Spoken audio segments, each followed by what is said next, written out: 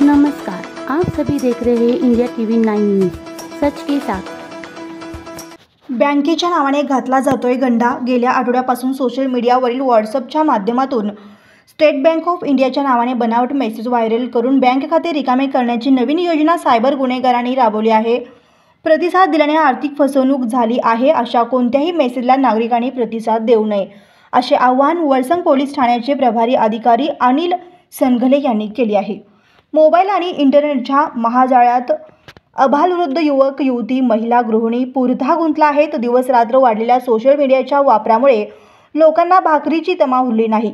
निवांत दिवसभर सोशल मीडियावरील विविध माध्यमातून सर्फिंग करणे, व्हिडिओ समाज माध्यमांवर व्हायरल करणे यासारख्या गोष्टीवर तासनतास वेळ घालवतात। नेमके सायबर गुन्हे करणाऱ्या टोळ्या यांचा फायदा उचलतात।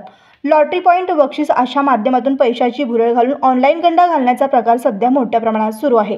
फसवणुकीच्या अनेक फंडे सायबर गुन्हेगारांना अवलंबतात। यामुळे नेमकी कशी फसवणूक होऊ शकते याचा अंदाज बांधणे कठीण होऊ शकेल। याचा अंदाज बांधणे कठीण होत चाललेले आहे। सोशल नेटवर्किंग साइट्स वापरताना विश्वासार्हता पडताळून पाहणे तितकेच गरजेचे आहे।